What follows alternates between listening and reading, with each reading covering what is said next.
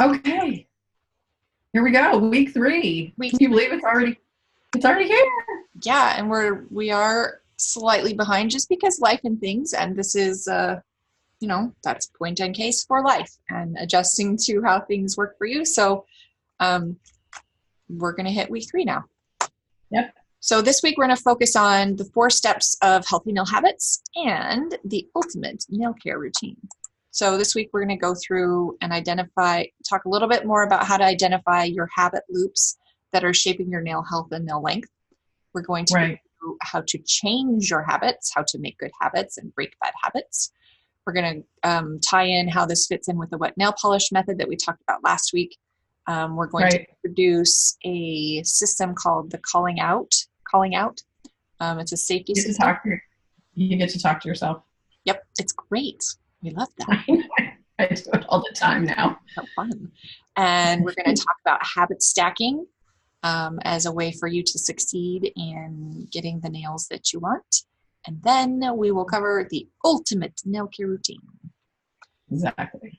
So I know we've talked a lot about habits, but we haven't talked enough about habits because we're going to talk about them more. So you guys, you may already know, some of you do, some of you don't. Anna and I, we met when we were studying with Bob Proctor 10 years ago. I know, right? How old is Xander? He's going to be 11. So, it's almost 11 years. In August, it'll be 11 years. He was 3 months old when I met you. Woo. Okay. So one of the books that Bob Proctor talked about and recommended that we read is called The Greatest Salesman in the World. It talks about sales and all that kind of stuff, but it's different. This is nothing like you think it would. So it's a very different book. It's a short book. You can find the PDF online. You can find the audio online. But part of what Bob Proctor recommended is that there are 12. It's separated into 12 scrolls or 12 different concepts. And Bob said, read one scroll every day for 30 days. So through a whole year, you're going to read one of these scrolls every day, and it helps to kind of change what you believe. Like one for a month. So repetition to change your thought patterns, change your beliefs, and all that stuff. So I was like, okay, I'll do that. And so I started doing it, and I can't remember which scroll this one is. I think I want to say the second scroll. I could be wrong. Anyway, it talks about habits. And when I first read it, it made me mad because it talks about being a slave to habit. So let me just read this. So in truth, the only difference between those who have failed and those who have succeeded lies in the differences of their habits. Good habits are the key to all success. Bad habits are the unlocked door to failure. Thus, the first law I will obey, which precedeth all others, I will form good habits and become their slave. That's the part that made me mad. I'm like, excuse me, I am not anybody's slave. What? So the next paragraph, as a child, I was a slave to my impulses. Now I am a slave to my habits. As are all grown men, I have surrendered my free will to the years of accumulated habits, and past deeds of my life have already marked out my path, which threatens to imprison my future.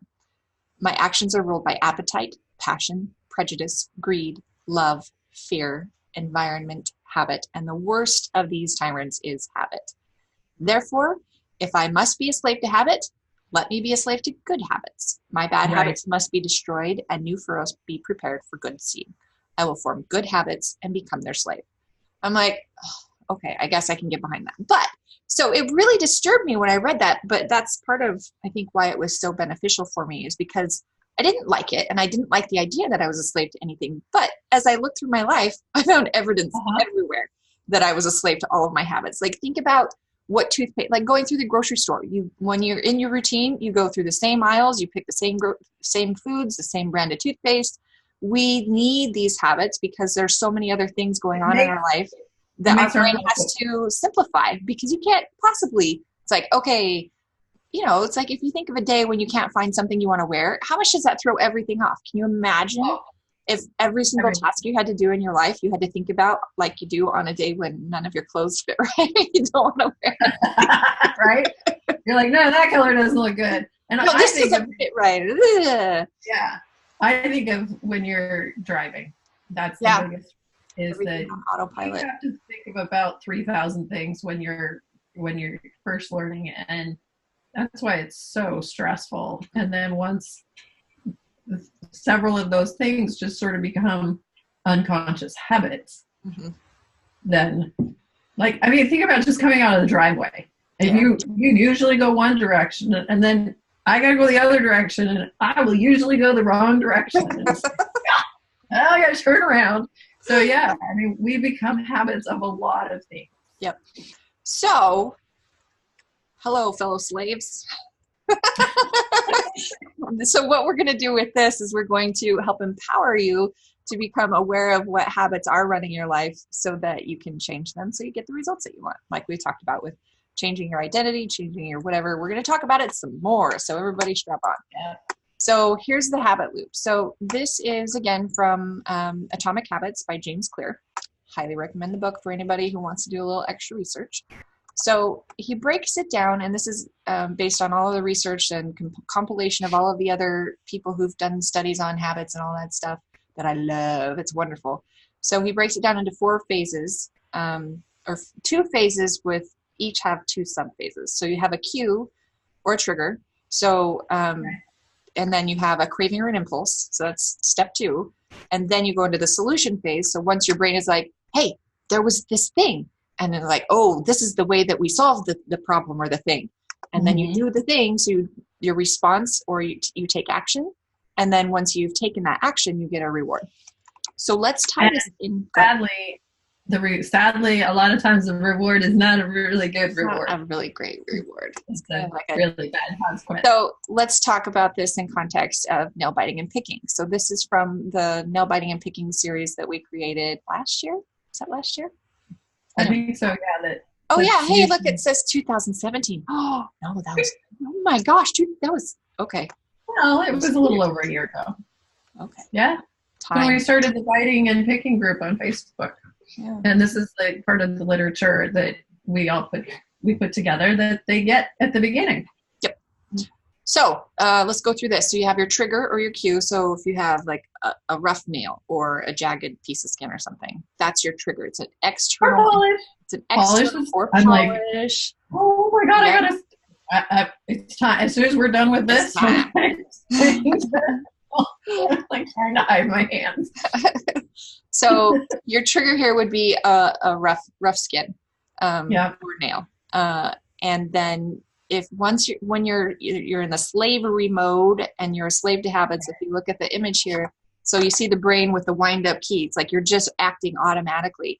Your brain is like, we know how to solve this problem, and so you bite them or you chew them or you pick at them or whatever, and you're not really aware that it's happening until your nails are like all bloody and broken and peeling. You're like, oh crap.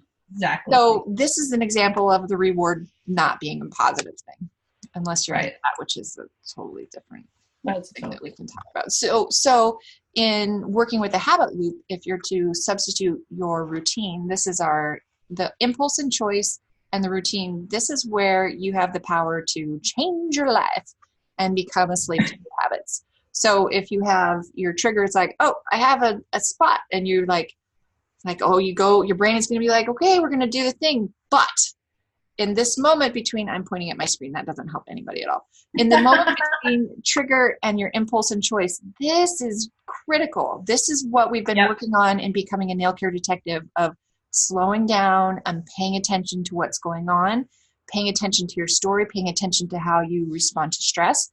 Because right there, this is where you get to change and make a conscious choice instead of the wind-up doll automated impulse. And you can change your routine. So instead of biting your nails, you whip out your travel kit and you oil and file and trim and get everything. And then your reward is like, oh, hey, my nails aren't a hot mess. That's great. I did the right thing. So that would be an example of a new healthy habit loop. So let's go through a couple more examples. So another one would be stoplight boredom. How many people pick or bite or whatever the stoplight? So if you're in the car and you're at a stoplight and you're like, oh, it's so boring. We have like 30 seconds and I'm not entertained.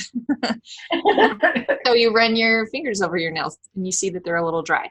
So moving into the solution phase, if you have your pen in your car, like you should, You can just get out your pen, 3 clicks, 1, 2, 3, 3 clicks, 1, 2, 3, and that's that. And then for the rest of the time while you're waiting for the stoplight, you can just rub that in, and you're satisfying your boredom while you're waiting. Your nails will bend and not break. You're oiling this. So the habit of oiling your nails, it's going to be associated with stoplights. So as you continue to repeat this new habit, every time you're at a stoplight, you're going to automatically just reach for your pen. These are the habits we want to build into your daily life. So, and I do that. Me too. At least through one signal. It's like, it's like you're looking for chocolate. You're like, where is it? Somewhere. I'm always looking for chocolate. I think if you're looking for chocolate, I think my latest thing is I'm always looking for cheese. I've been totally into savory things lately. It's like, where's the cheese? We digress. Anyway, so another example would be typing at your computer. So again, this is where situational awareness of having your pen with you, having your starter kit. So you have one in your car, one in your purse, one on your desk, one by your bedside or by the TV. So 4 or 5 is really optimal. Wherever you're hanging out the most, that's where you want them. So you sit down to work, you can put your hands to your keyboard, you look down at your nails, and you see your hands are a little bit dry. So that's the problem phase. So when you move into the solution phase, you remember to swipe before you type. Again, pull out your pen, click, click, click, swipe, swipe. And then the reward is that, well, one, you'll be typing because you look down at your fingers, it'll look great. Right? Your nails are going to be protected. So if you have tips, I have tips. They're starting to clack on my keyboard. Your nails are going to be less prone to chipping and breaking with all of that stress. They'll have more hydration in them. And your manicure is going to last longer. You're forgetting the biggest one is, well, it's not the biggest one, but you're stimulating the matrix. So your nails do grow faster. They grow better, more blood flow. So yeah, all of those things. Yep. Yeah. Where was I yesterday? Oh, I was at the doctor's office, Xander's doctor's office, and I did.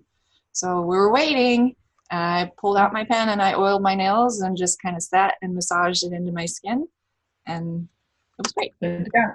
Especially at the doctor's office, because I'm like hovering around their little hand wash station thing. Oh, their sanitizers and it's like those are pure like alcohol and water, so that really dries everything out. But there with all of the sick kids and everything, it's like anyway. And the other cool thing is that they are the oils are naturally whatever. Oh my god. Yes. Antifungal, antimicrobial. So yeah, they're not going to stop you from getting the flu, but it certainly helps. It's one extra layer of protection. Yep. So again, this is the swipe before you type. I keep my oil pen on my keyboard just so that it's always there. And plus Elvis likes to attack it too. So there's added value there. Next example would be using your nails as tools. So you need to open a package, open a soda can, untie a knot, or whatever. What I found is like opening cereal boxes or granola bar boxes or whatever is like, whoa, holy moly. Break out the kitchen knife and twist. Yep. Yeah. So you're going to open something and you're going to use your nails because that's our first instinct. You're like, no, stop. I will not do this. So you're in the solution phase. You're going to remember that nails are jewels, not tools, and you're going to grab a pair of scissors or another appropriate tool and take care of the job at hand. Pickle jars, if you use a spoon right at the lip of the you pop it, and then it opens like magic. It's fantastic.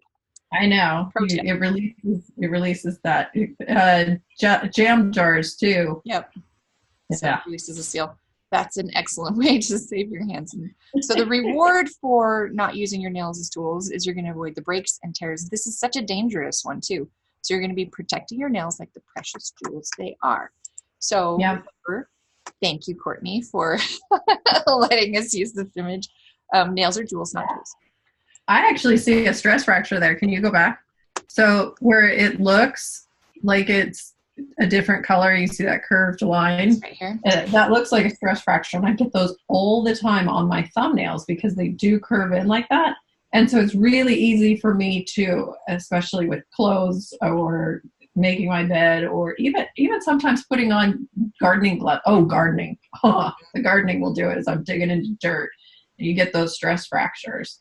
And there's not a lot you can do about them. You can try and baby them with a silk wrap or a fiberglass wrap, but a lot of times I just cut them. Yeah. Anyway, there you go. Thanks, Courtney, for showing us all those things. Okay, so that is an intro into habit loops. Well, actually, it wasn't really an intro. That was kind of our deep dive into habit loops. So, all right, so we've identified habit loops. So how are we going to go about changing our habits? How are we going to walk away from the old habits and go into the new ones? Well, I really like this next section. This is where James Clear goes into what he calls the 4 laws of behavior change. Not the most romantic name, but it's good stuff. So we want, there are two things. So we want to create good habits and break bad habits. And caveat, we talked about this in one of the other sessions too. You don't really ever break a habit. It's always going to be there. You're just building a new pathway of a different route. So like if the interstate, you had to close it down or whatever, and you're building a new path, it's going to start like out at a small 1 lane, but you're going to build the new habit as a bigger road in your brain, so that becomes the easier way to travel. It's not to say that you're going to demolish the interstate, the original 6-lane highway. It's always going to be there. It's going to get a few weeds and the tumbleweeds and stuff, but it would not take very much to clear that out so that you can go back and get back into those old habits. So just because you break a habit doesn't mean it's gone. You can always kind of slip back into those original. As we all know, when we post, we're like, oh, it was good. Crap, I did the thing. And you're like, I wasn't paying attention and I did the thing, and it's. So be gentle with yourselves, because it's just part of what's stuck in your brain, and you just get up and try again. So creating good habits. So he has these 4 laws. So the first law is, so this goes through cue, craving, response, reward, like we talked about up here, so that we can break it into those. So the first law is you need to make it obvious. So that's when you have the cue. Second law is addresses the craving, so you want to make it attractive. It's like, ooh, look at this shiny, exciting solution. Third law is you want to make it easy, because if it's hard, we're not going to do it. It's like, oh, that's too much effort. You mean I have to go clear across the room? It's terrible. Fourth law, this is a reward, is you want to make it satisfying. This is the key to training your brain to adopting a new habit. If you're trying to adopt a good habit, but you're punishing yourself, your brain's like, yeah, that's a bad idea. Let's do something else. So in relation to nails, making it obvious, this is having your pen at your computer, having wherever you are, make it obvious. Make sure that it's visible and it's there, so that you see it and your brain's like, okay, this is the thing that we wanted to do. So make it attractive. It's like, these are so great. I love the travel kit. It's wonderful. And it's easy. So it's obvious, it's attractive, it's fun. People like, ooh, what's that? And they're all excited about it. So you get to share. And then making it easy. This is where it's so important to have a pen wherever you are. Whether you keep it in your pocket, don't put it in the washer, because that kills everything. Yes, it does. But, it's like, keep it wherever you are. If you have one on your desk, the 4 places: your purse, your nightstand, your TV, your desk, and your car. Cars are really, even, car is hugely important for me. It is. It's challenging for the people who have really hot weather, because the heat does make the grapeseed go rancid fast. So, and you can still use it if it's rancid. It just a little bit dusty is those are the ones that go to my feet. Yes. You've been downgraded to toes. And then make it satisfying. So like your nail art, if you're doing all of this work, it doesn't have to be nail art or just polish or just looking at your clean, beautiful, healthy nails. That should be your satisfaction. And there are other things. It's like people commenting on your nails and, all of that stuff. It's again, this is the satisfying part is about your identity and the stories that you're telling yourself and who you're becoming, and how that changes how you interact in the world. So that's a good habit. So how do we break the bad habits? So what we do is we take this and we flip it on its head and do the inverse. So if you want to stop doing something, you want to make it invisible. Like if you, let's talk about trimming your cute proximal fold. Um, like when you, Anna, first started doing we did the Get Naked Challenge with a friend, with some of the other bloggers. Who was it? Chris, one of the gals. Well, I don't know where you're going. So she'd really trimmed back her proximal fold. I can't remember her name. And so, it wasn't. yeah, it was, who does it? I can see her nails. We see it a lot in the Russian bloggers. So if you get addicted to that, like you as soon as your brain sees extra proximal fold, you're like, oh, go for the nippers. So if you have the big dangerous nippers. Oh, sorry, sidetrack. It was Kimber. I knew there was a K.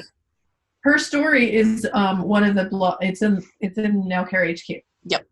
So it's a good one. So if you have that as a habit and you're continually trimming your proximal fold so it's bloody and raw and sore, well, hide your nippers, or wherever you kept your nippers, keep your travel kit or your oil pen, or like a silicone pusher or something that's gentle. And this is one of the things as I've been working through stopping biting and picking. Initially, one of the things that I really did after I stopped biting was I would clean under my nails obsessively. Yeah. And I realized that I got addicted to that kind of physical sensation of whatever. It's like once it stings, it's clean. Right. Like with toothpaste, they put an abrasive in there. So you have kind of that tingle of the minty fresh feeling. With soap, they put an extra chemical in there to make it sud and make all the pretty fun bubbles. Not necessary for the cleaning process, but gosh darn it, if it doesn't get sudsy, it doesn't feel like it's clean. Exactly. So making it invisible. So for me, I couldn't make anything, whatever, but I hid all the other tools and things that I used that I would end up drawing blood with. And then I started, using the bristles to get a much more mild sensation, but I could, clean out under my nails and it would feel like it was clean without making anything bleed or damaging my hyponychium. And look at you. I know. Hyponychium. Like little hippos in the water. Not at all like that. So make it invisible. The second, when you have a craving, you want to make it unattractive or unappealing. So let's see. It just is. Is like if you have a bad habit, there are a lot of different ways to do that depending on what it is. I don't have a great example off the top of my head. The making it difficult. So if like people who are trying to pay off their credit card debt, for example, if they put their credit cards and freeze them in a block of ice in the freezer, and then if they want to make a purchase, they can pull it out of the freezer and think about it. And in the time that it takes for it to thaw out of it, most people have changed their mind and they've lost that impulse to buy whatever it was. So they save money. Right. So make it difficult, whatever that looks like. And then the fourth one is make it unsatisfying. It's like, just take the shine off of it, of, how can you anchor it into something that your brain thinks of as bad? It's not a reward anymore and you want to change it. So make it invisible, make it unappealing, make it difficult, make it unsatisfying. So that's the method to break a bad habit. So how do you get started? Well, like we've talked about. Yeah. It's such a big thing, is just being aware of what are those habits. So, you all know them. You all know what they are that you have, and then really slowing down and paying attention to what you're doing during those habits. We all know what are the things that usually break our nails. I always know that it's the car door handle. Always. And so this is, again, it's your habits, how they define your identity, and you're a slave to the habits. As soon as you slow down and you become aware of what's going on, you're no longer like the little monkey with the cymbals, just making noises and being creepy throughout your house. And again, like we talked about last week, of looking around, like all of the areas, like Anna, exactly where your trouble areas are. Mine are like huge, reaching into my backpack. And I posted in the group today, I looked at my junk drawer in the kitchen. I was looking for something. The kids needed something, whatever. And I opened it. I'm like, this is terrible. When I didn't have time to put gloves on and do it properly, I'm like, whatever it is, I don't need you. I'm walking away. So, I mean, again, this is all about going slow to grow. And then again, like we had the wet nail polish method to become the nail care detective. So remember to pretend that your nails and fingers are coated with gorgeous wet nail polish as you go throughout your day. Where are your fingerprints? What nail crimes did you find? That's been really fun seeing everybody share their breaking down the process of like the game clue of, it was me, I did this thing, I was in this location. It's a fun way to, again, get you out of the monkey symbol automation mode and into conscious decision mode, because now your brain gets to tell a story and it gets to share it. You get to share it with a group, and it's hugely valuable, which is another great thing that we love about having the Bliss Nail Bar. Exactly. So this is going to be a part of your daily life, and as you become more aware of what your danger zones are throughout the house, you can change it. Like, I think I want to do a danger zone makeover contest in the group. Ooh, that'd be fun. Wouldn't that be fun? So we'll percolate on that. But, it's like, like my junk drawer. That's what started it. It's like, oh, this is terrible. I just need to dump it and get rid of half of it and make it a safe place again. And then my children have to respect it and not mess it up again. So exactly. That's the real challenge. But yeah, it's like, what is your danger zone in your house or in your car or at work or wherever it is? And how can you change that so that as you're building these new habits, you can get rid of stuff that's taking extra bandwidth. Some of them we can get rid of, and some of them we just can't. Yep. And that's the definite, like, oh, slow down here. So think of it like baby proofing your house. If for those of you who have babies, it's like you want to put the things in the electrical outlets. You want to get all the chemicals out of the way. Some things you can do, but some of them, if you have stairs, okay, you can put a baby gate, but there's some stairs that baby gates just don't work for. And so you have to keep an eye on your kid and make sure that they don't tumble and fall. But there are other things that you can, like if you move the bleach out of the way or the Tide Pods from your teenagers or whatever's going on in the world these days, then you just don't have to think about it. So you have that extra brain space. It's like, that part's safe, and then you can focus on the challenge areas that you can't change. So there's that. So this is what leads us into what James Clear, well, it isn't just James Clear, but this is what he talked about as a system called calling out.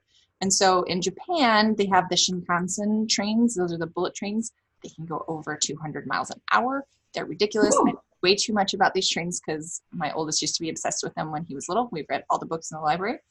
But what they do there, if you go to YouTube and you Google Shinkansen calling out, you'll see them, like the conductor, he'll point at the speedometer and call out the speed, and he'll point to make sure that here's the green signal. So before anybody does anything or while they're doing it, they call it out. They're pointing and calling out.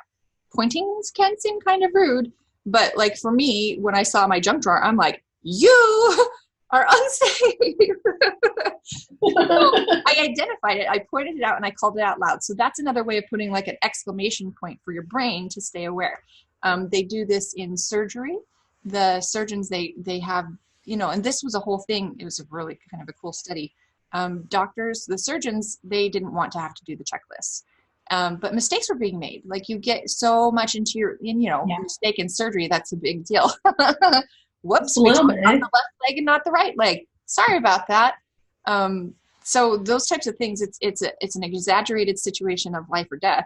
But the doctors, they didn't want to. Anyway, they finally were able to get the surgeons to agree to do this type of checklist calling out system.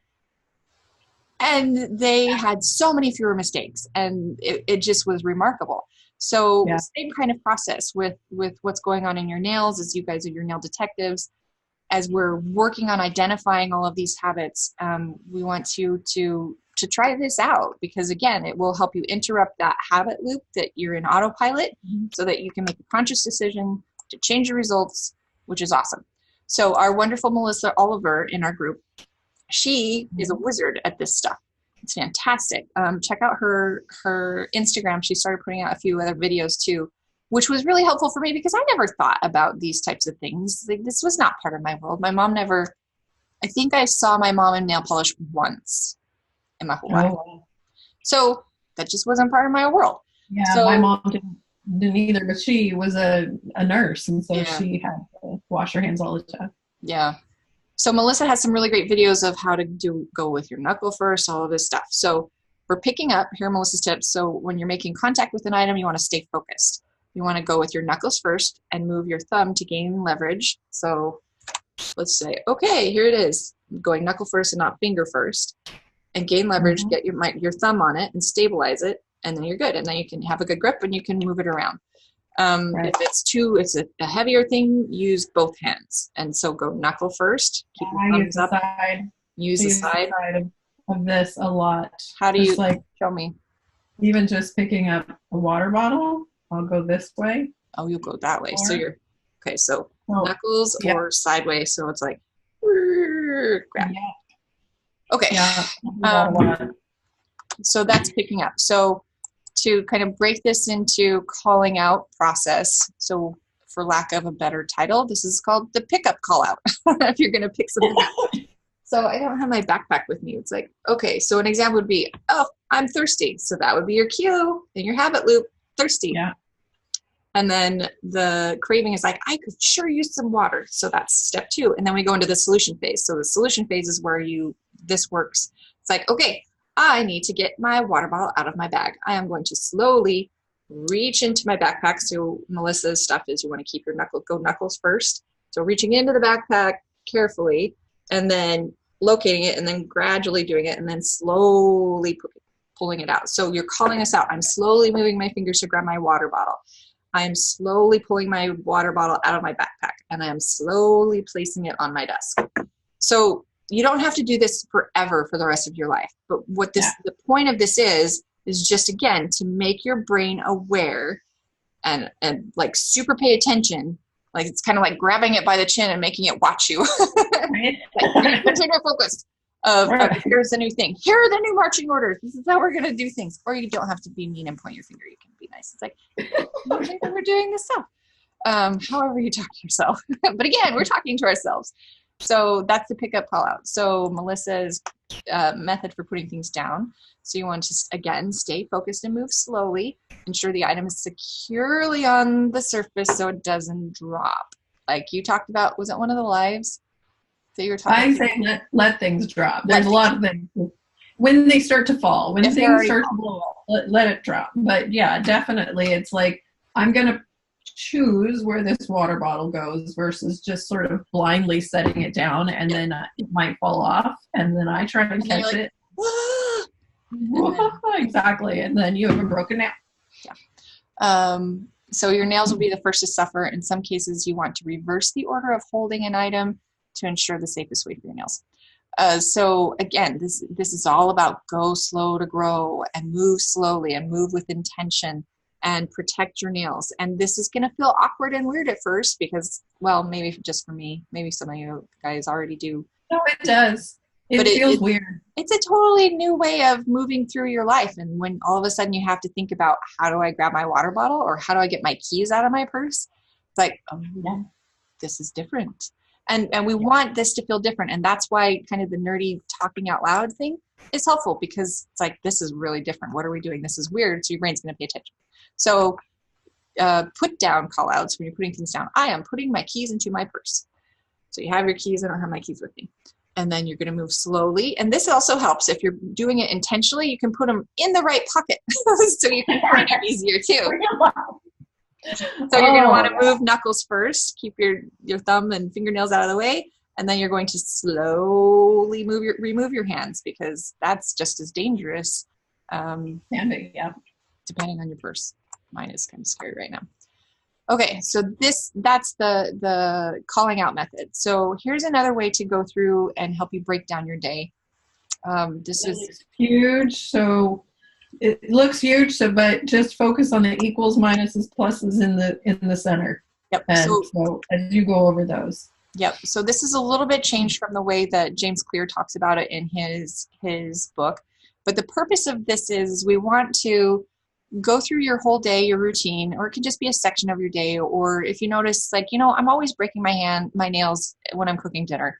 Go through your whole routine. It's like from leaving work to getting home or whatever's going on, or picking up kids or whatever your day looks like, to getting into the kitchen, deciding what to eat, grabbing your recipe book. Like, what does the whole process of you doing the things that you do look like? And if you make it in a bulleted list like this, it's like, well, I do this, and then I do this, and then I do this. So once you map that out, then I want you to go through each of the things, each of the steps, and figure out if this is a hazard, if it's safe, or if it's a good thing. So the pluses mean it's a good habit. It's something that's supporting your nail health. A negative, a minus, is that could be dangerous, watch out. And then the equal sign is it's neutral, it's pretty safe. So let's just do a morning routine thing. So you wake up, that's a pretty safe thing, depending on how you, unless it's like your kids jumping on your stomach or, something like that. Generally waking up is a pretty safe thing. If your alarm is going off, you go to reach for your alarm to turn it off, depending on where it is. That could be dangerous. Like if you have something in the way on your nightstand, if you have a tricky alarm clock that you have to click it instead of just slamming the button. So pay attention to that. Even just reaching for your phone, I know this is not a great habit, but my phone usually sleeps with me. So sometimes it gets shoved under a pillow or the blankets. I am one of those people. Well, anyway, we don't need to go into my neuroses. It's nice because if I wake up in the middle of the night, I put on my white noise in my headphones so I can fall back to sleep. Yep. So there's that. Checking your phone, that's generally pretty safe. It might be dangerous again if you're reaching for your phone or whatever that looks like. And it's not necessarily a great habit to check your phone first thing in the morning. Depends on who you ask about that. And then getting out of bed. This is a good habit, but you want to just make sure that you move slowly. You want to avoid catching your fingers in your blanket. Putting on your slippers or whatever it is you do when you get out of bed.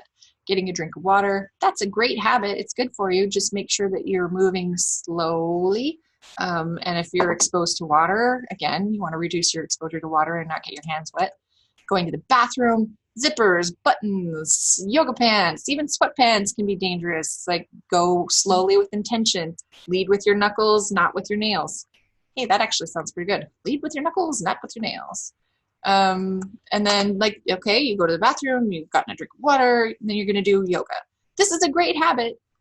Just go slowly. Cause and this is another thing that I realized is how dangerous yoga pants are when you're putting them on. Oh, I know. It's and slowly just really means intention. Yeah. It doesn't mean that you're going to turn it into, it's going to take this whole 1 through 13 is going to take you an entire half hour longer. No, it's just being conscious and working with intention. Yes. That's a good then taking a shower, lots of water exposure. You can use gloves. Make sure you don't shower naked. Make sure you have at least a base coat on your nails. And then you get out of the shower and you oil your nails. Hooray! That's wonderful. Good job. Yeah. And then getting dressed, again, move slowly and intentionally. Use caution with buttons and zippers. Eating breakfast. Just be careful with any breakfast prep. Reaching, don't use your nails as tools. Brushing your teeth. It's pretty good thing. It's a great thing for your teeth. Just make sure reaching for your toothbrush, watch out for water exposure, maybe oil again if you get your hands wet, and then go to work. So getting your keys, getting in the car, using your seatbelt, all of those things. So just this is a way to become aware and identify specific things that are potentially dangerous to your nails. And it's when we were looking at the stress fracture for up here for Courtney. Yeah. It's each of these micro movements throughout the day, if you are prone to stress fractures, if you're able to reduce the stress on your nail, you're going to reduce the likelihood that you're going to have these kinds of stress fractures crop up. Right. It's the little thing the cup of water, if it goes drip, drip, drip, one drop at a time, it takes a while for it to get full, but finally there's one drop that makes it all fall over the top. So kind of the same thing with the stress that we put on our nails, of if you're able to identify all of the things and reduce the stress that's happening to your nails, they're going to be healthier. You're going to have less breaks. It's going to be great. Exactly. Okay. So that's another strategy to become aware of what's going on in your world. Next, we're going to take this and tweak it a little bit more. James Clear calls this his implementation intention. So we're going to I's and M's and N's can be in that title. Intention. Yeah, that could be a Corey title. It needs more words than that, though. It would need more words. Yeah. So basically, what we want to do is help you figure out specific strategies of how you're going to add in these new behaviors and habits and stuff. So we are going to call this the I do method. So this is an example from James Clear's book of the simple way to apply the strategy to your habits is to fill out this sentence. So this is like your template formula. I will complete XYZ behavior at XYZ time in XYZ location. So you're getting very, very specific because if you just say, I want to lose weight, I'm going to lose 30 pounds. It's not specific enough. Your brain is like, what? What? It's like telling your kids to put their laundry away. They're like, what? I didn't hear anything. Oh, what was that? So for example, if you're wanting to meditate, I will meditate for 1 minute at 7 a.m. in my kitchen. Studying, I will study Spanish for 20 minutes at 6 p.m. in my bedroom. Exercise, I will exercise for 1 hour at 5 p.m. in my local gym. Marriage, I will make my partner a cup of tea at 8 a.m. in the kitchen. So this applies to everything that's going on. So in the I do method, what this really is you're making a sacred promise between you and your nails to have and to hold, to love and to cherish in sickness and in health. So exactly. This is how we're going to implement all of these things throughout your day. And again, remember to pay attention to your story as you're doing this I do thing. When you change your story, you're going to change your results. So again, be aware of the type of person you want to become, and then you prove it to yourself with those small wins. So this is going to support you in those small wins. So a nail example of the I do method. During the next week, I will oil my nails on like whatever days are. So every day, you want to do that every day at, let's say for me, after I get out of the shower, it's like at 8:15 a.m. in the bathroom after the shower.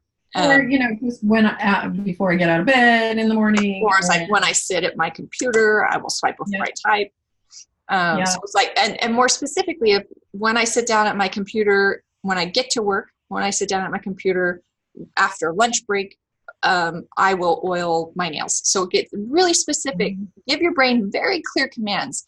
This is one of the things with procrastination, that when you find yourself procrastinating or not doing something or putting something off, 99.9999% of the time, it's because you haven't broken the task down into small enough pieces and your brain doesn't know what the next step is.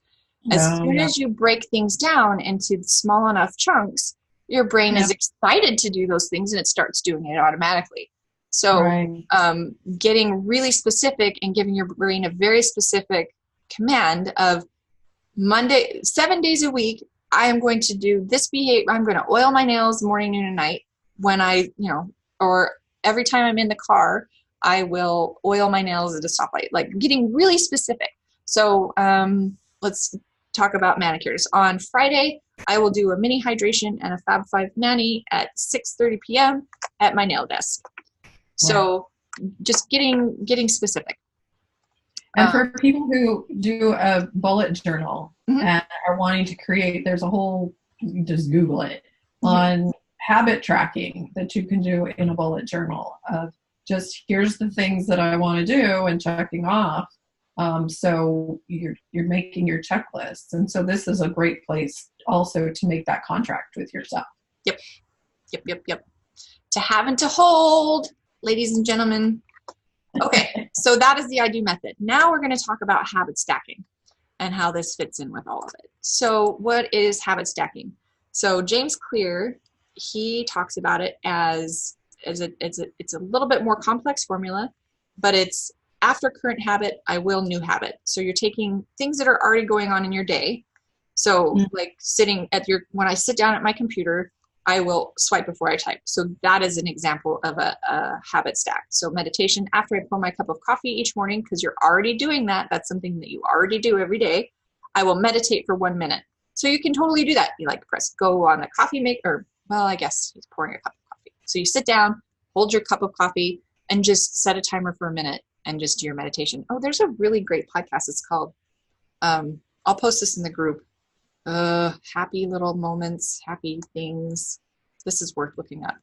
But something like this, it's just a brief, quick thing. Happiness spells is what it is. It's like 5 minutes of giving you these different ideas of positive whatever to kind of stimulate your brain and go in the right direction, and just make you feel good throughout the day. So setting those types of things and fitting that into wherever your life is. That was a tangent. Anyway, so exercise. After I take off my work shoes, I will immediately change into my workout clothes. Gratitude. After I sit down to dinner, I will say one thing I'm grateful for that happened that day.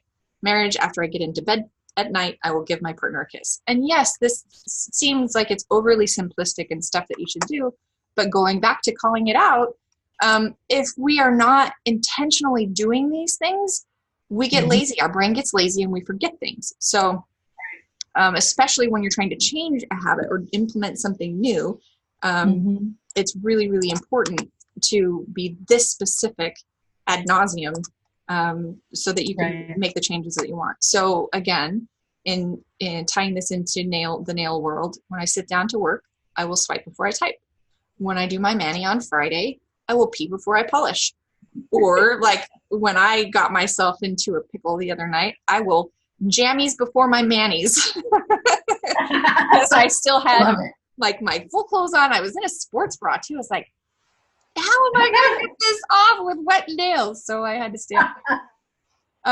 So when I pack my kids' lunches, I will remember that jewels are not tools. Nails are jewels, not tools. When I unbuckle my seatbelt in the car, so this is for your seatbelt, not the kid's car seat. Though if you have a kid in a car seat, you need the car seat key. So if you're unbuckling your seatbelt, I've been using my knuckle to unbuckle. So I'll push my knuckle into the button so I don't have to use my nails. And if your knuckle isn't strong enough or it doesn't work, deliberately looking at where that is and placing your thumb in just the right place so you know that it's not going to snap off the tip. Yep. And that would be a great opportunity for pointing and calling. I have stopped the car. I need to unbuckle my seatbelt. I am taking my thumb and I am intentionally placing it at the buckle. I push the button. I gently move this back. Hooray! No nails are broken. I know it sounds really silly, but you know what? Deep down, we're kids, and kids love simple wins.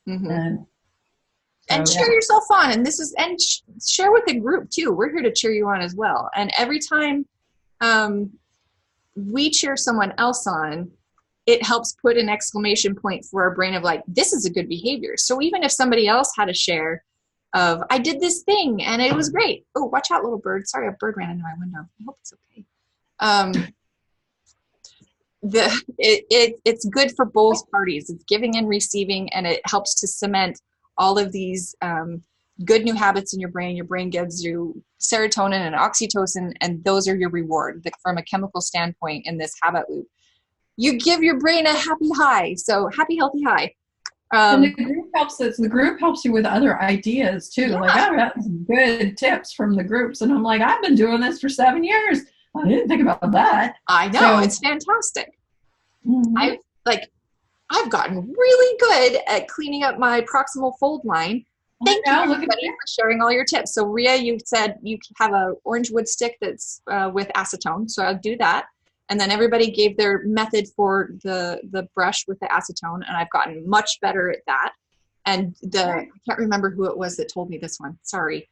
But I've been cleaning up each nail after I paint it. So instead of doing the whole hand, so that way especially with darker colors, I get it while it's wet and not dry. And so it cleans it up more and not stain my skin. So I need to do that. Yeah, it's a great one. Yeah. Everybody, we're all learning here. Next one, before I do dishes, I will remember to glove before I scrub. So one of the gals in the group, I can't remember who it was. Again, sorry. But I remember somebody posted something of not one spoon in terms of I won't even wash one spoon without putting my gloves on. And so every time I'm like, oh, it's just one spoon. Oh, it's just one bowl. I'm like, nope, not even one, Kirsten, not even one. And I put my gloves on like a good girl. Yeah. And as I go through my day, I will remember to go slow to grow. So those are examples of habits stacking. So you got this delicious sandwich of healthy meal habits. So here's kind of a roadmap of what that looks like. So you take your original habit 1, and each of these goes through all 4 of those stages. You have the problem and the solution, the cue, craving, response, and then the solution, response, reward. And then you're able to link that into the next one.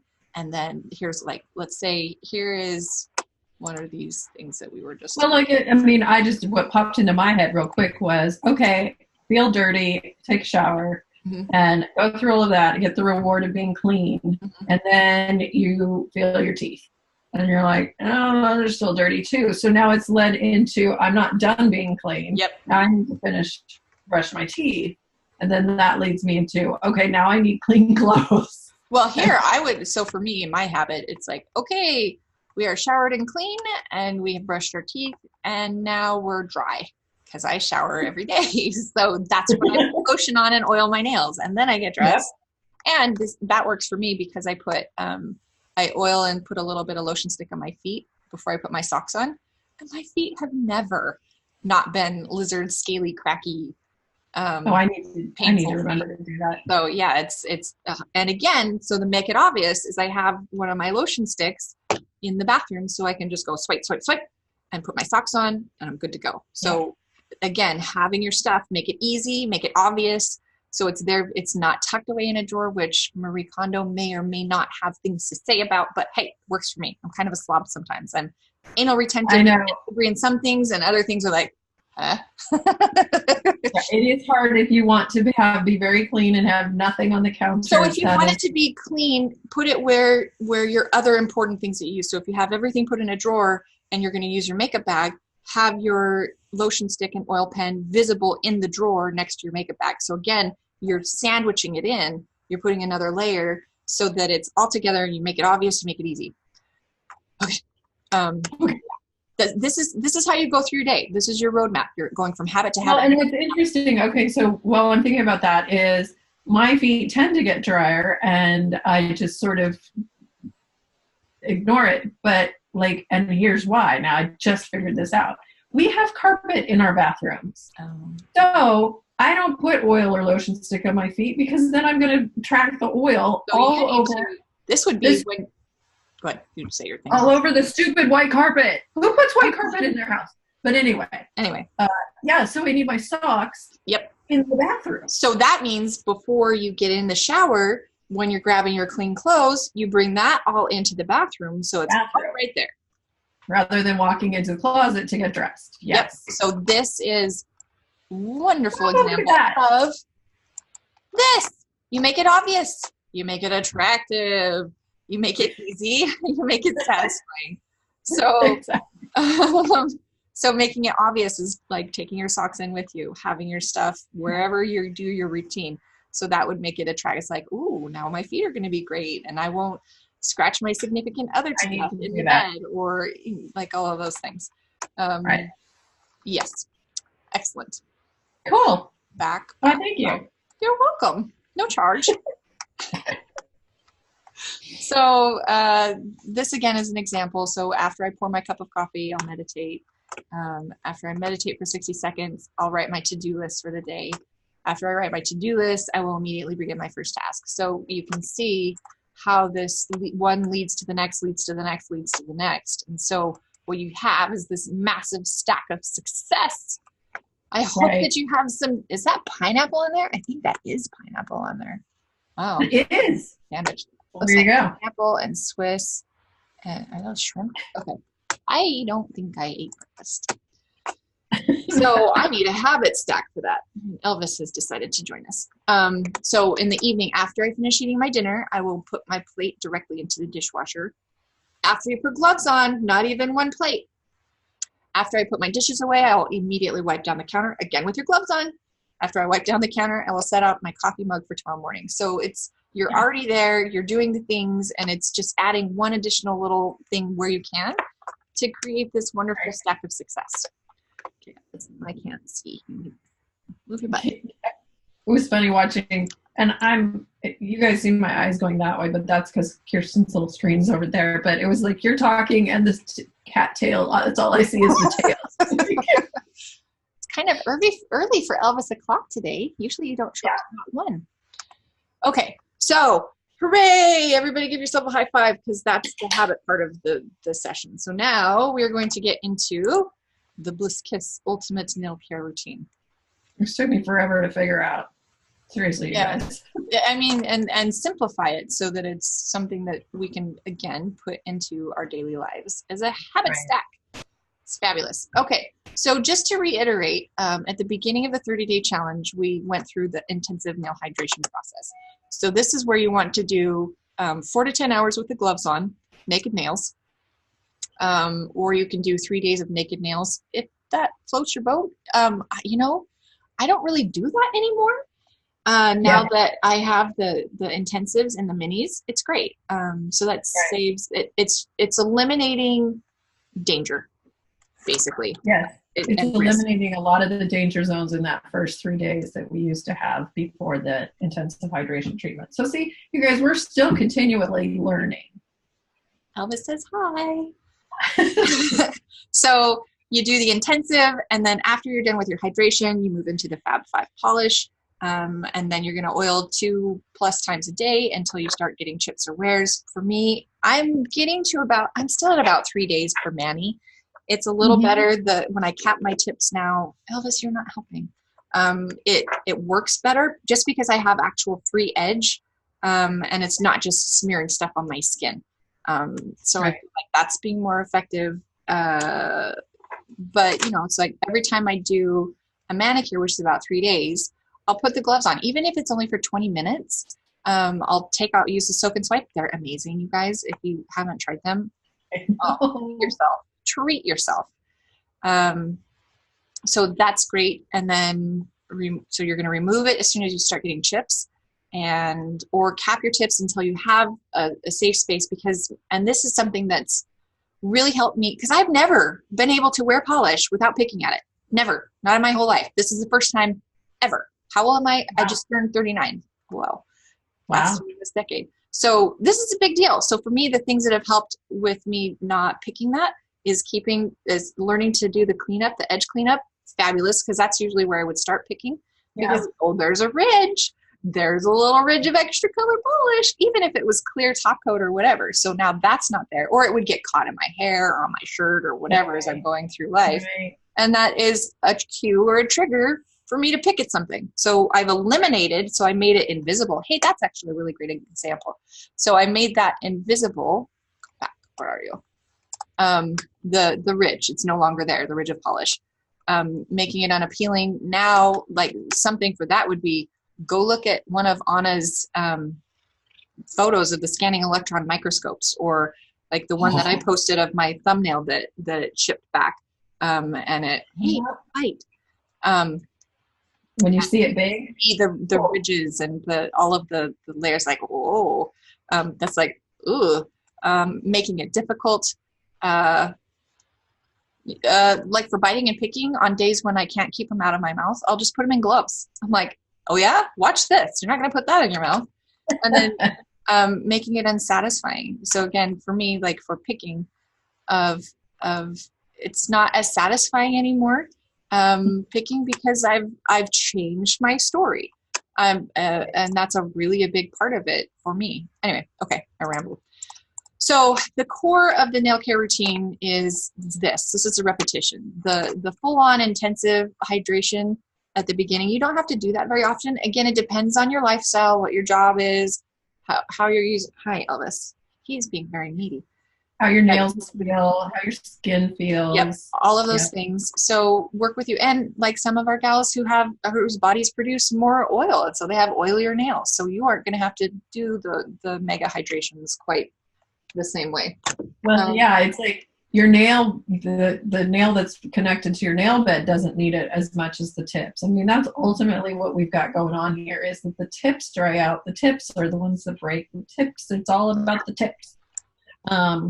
So for those people, they still need the hydration treatment, but since their body is pumping up the right amount of oil and body oil through the nail plate, then it's breaking that bond. And so unfortunately, it depends on their nails, but you can dehydrate the plate. There's nail dehydrators, which are basically rubbing alcohol. and it just dehydrates the top few layers, but you're still pushing oil out through, and it's going to break that bond. So so if, even though you don't have to do as many intensive hydrations, you're going to have to do more of these loops of the, see, now Elvis is playing with my pen, of the Fab 5 wrap, oil daily, and mini before mani, because your polish is going to lift more frequently, so you get to polish more. So let's look at that as a blessing, not a curse. You get to do more pretty things, and you're going to be a wizard at doing awesome manicures in a hurry. Good. I've noted my skill in the 4 weeks that I've been doing this. I have gotten really good, a lot better. So, where am I now? Okay, Elvis, stop that. Sorry, guys. All right, so that's the core. So we're going to break what this ultimate nail care routine looks like, down into monthly, weekly, and daily routines. So Anna, you are the queen bee of all of these things, so I will let you take it. So monthly is about every 3 weeks. It kind of depends on how fast your nails grow and how much you're seeing the cuticle on your nail plate, but remove it about once a month. You're going to do that mini or mega hydration treatment. Again, you have to listen to what your nails are saying to you and your skin. Winter and summer are particularly hard because the weather dries out your nails. Those weathers. Yes. So you want to do that at least once a week. For the mini, actually, I think mini or mega hydration treatment one time every 3 to 4 weeks. I do it between every manicure, so that's going to probably get bumped. Trim and file your nails to desired length every 3 to 4 weeks, unless you're obsessive and want to, obsessive is the wrong word. Some people like to never go from shorter to significantly longer. They want them to stay the same length every. You're particular about the length of nails that you want. Very particular. And if you want them to stay the same, then you're going to be the kind of person who files them every week, files down a little bit every week, just like the gentlemen who go to the barber every week, 2 weeks or whatever, so that their hair is always the same length. That's their choice. So for me, I choose to use my time. I'm going to tell that story differently. I choose to use that time instead that I would be doing all of that nail prep and filing and everything. I just do other things. So I let them get long where I know they're dangerous and about to break, and then I cut them fairly short. So, okay, next slide, please. Okay. So here's where you got it. Weekly, a mini or an overnight hydration treatment. Again, I do it right between manicures. And I find that I need the mini less as long as I've kept my nails polished, because then they're not drying out the same way. And this is a thing that I've noticed too, because normally when my nails have been naked, they get like that super, super white on the free edge when I have a free edge, all the way down to where it connects to my nail bed. Nail bed? Yes. And since I've had the Fab 5 on and doing all the mini before mani, it's transparent still. So the very tips are white, but it's transparent. There's like a gap. I'm like, oh, now I know what that is. That means that it's retaining the oil and the hydration. Retaining the oil, and that your body is actually able to kind of, and this is how I figured it out, was wicking. So for some people, it wicks into the tip more, which was when I first was getting emails and people are like, why do I have these clearish corners where it's releasing from the hyponychium? And I realized it was because those sections were still getting enough oil to stay transparent. And that's when I started to put 2 and 2 and 2 and 2 and 2 together and go, oh, okay. Nail math. The body's telling me the solution, so let's just keep running with it. Yep. Okay, so pushing back the proximal fold, for some of us, our body naturally releases that proximal fold, releases from the cuticle. For a lot of us, it's got a death grip, and so you want to push back, not down, but you're sliding your nail back, or an orange wood stick or something. you're sliding it back. Oh, there's my husband. Hi, I'm Corey. like hearing strange noises. I think he wanted to come in. Oh. And so, no, you cannot come in. I don't know if I'm getting that alarm or you're getting the Adobe. Not mine. Yes, I'm recording. Like you're recording. Oh, I am. Hi, Corey. Oh, hi, love you. Bye. Okay, well, let me see. I've got some, okay. It's weird when I get a notice on top of your screen. Oh. Because I get to see her screen, guys. That's what's going on here. Yep. So for me, my cuticle has this death grip on my proximal fold, and we'll stretch it out. So so for those of you who get like the sidewall tears that peel down into the depths of your soul, that's because the proximal. Right, and when it grows out, gets stretched out, and then you push it back. That's really what's going on at the salon. And so people are not pushing back their proximal fold. So then when your nail tech does it, you've got this big hunk of skin that's all stretched out, dries out. So then they think they need to cut it. Or now the new thing is to file it away, that Russian manicure with an electric bit. Russian manicure, watch out. I'm almost done with that article. So anyway, you're going to basically, the intention is release it. So what that does is it keeps that proximal fold nice and tight. And then for those of you who want to keep your nails the same length, 20 strokes removes about 1 week. And then right back into the Fab 5 manicure wrap. So we also have videos on each of these things on YouTube. And there are articles on Nail Care HQ as well. We won't go through all of that because that would make it insanely long for this. But if you need more information about any of these different steps, look on YouTube on our channel. Yeah.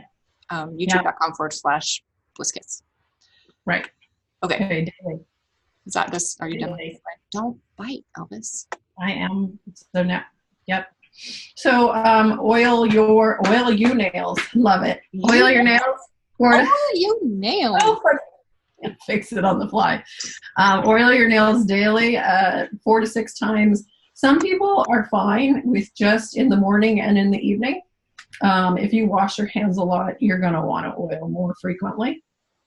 Or if you have tendency to bite and pick, I oil a lot just because I still have that craving for stimulation on my nails. And it's like if I'm checking emails, which stresses me out, or if I'm doing something else that's just kind of mindless, I've retrained myself to oil and then mess with it this way instead of fiddling and picking and stuff. So right.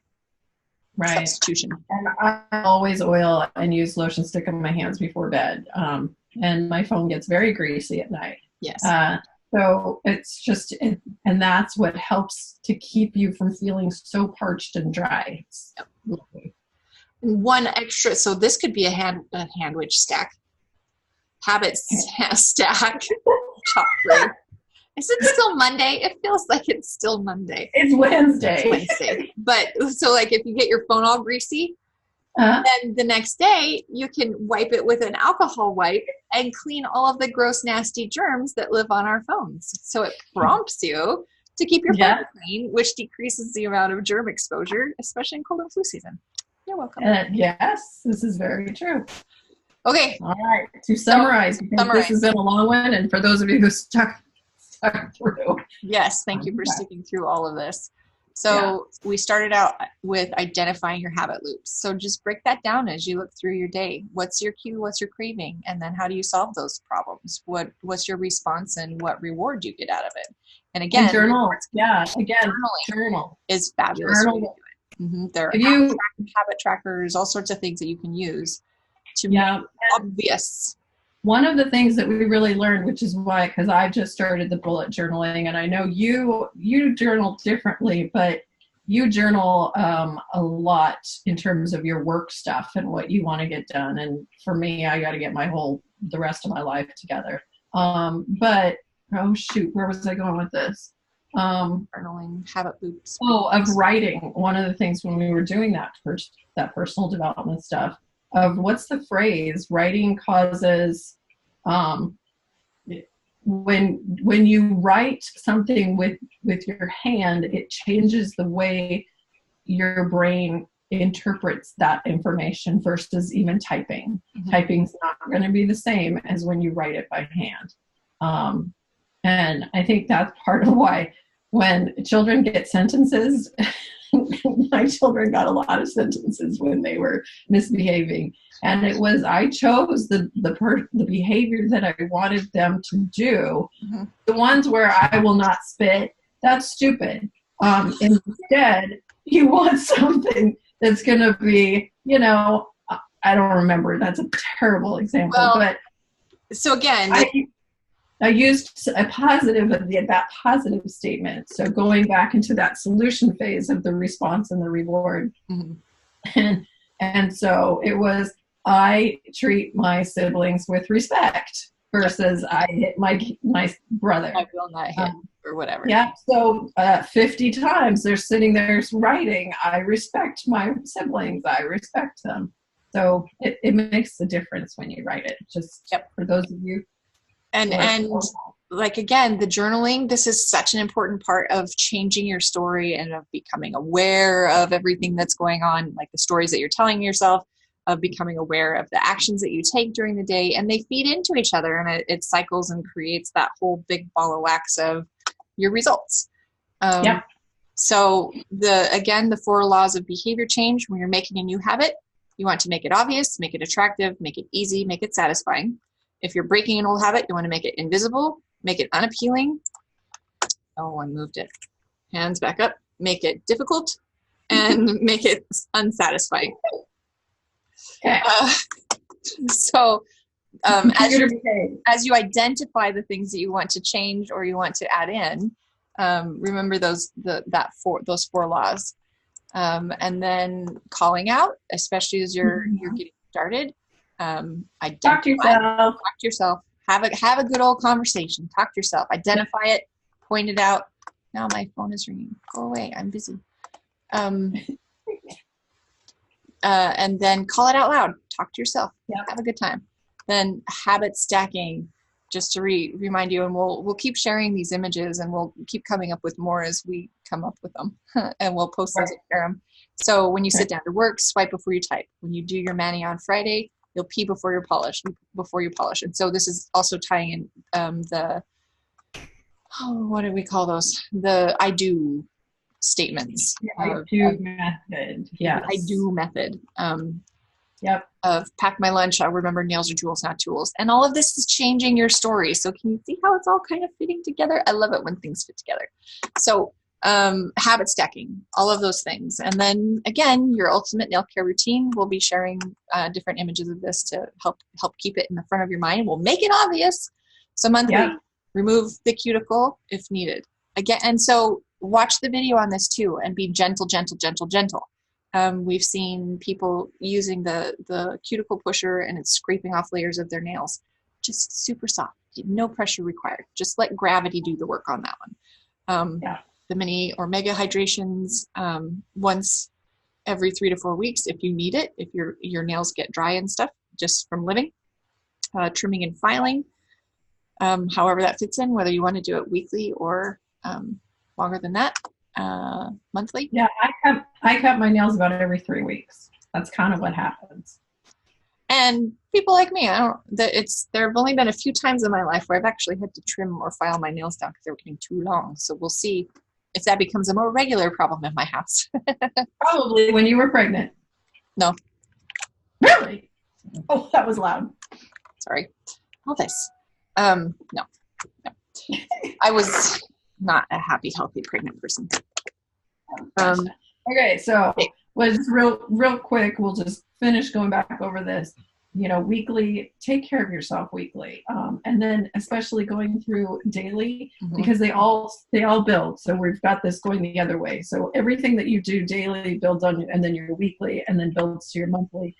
And surprisingly, time just goes by, and then you're like, oh my goodness, look, they're so much longer. So much longer. It's amazing. The end. Yep. Yay, we did it. Okay, everybody, thank you so much. We'll be doing a live Q&A for any questions about any of the many, many things that we talked about this week. And then looking forward to next week. Next week is basically troubleshooting of how have these things worked in your life? What's working, what's not? What have you identified as you've gone through and been a nail care detective? And then tweaking things. So yeah, next week we'll do, I think next week, in week 4, we're going to do a giveaway for cleaning up one of your nail hazard zones in your house or life. Cool. And Very cool. make that a thing. So thanks everybody for joining us. All right. And we See you will later. be in touch. See you on the nail bar.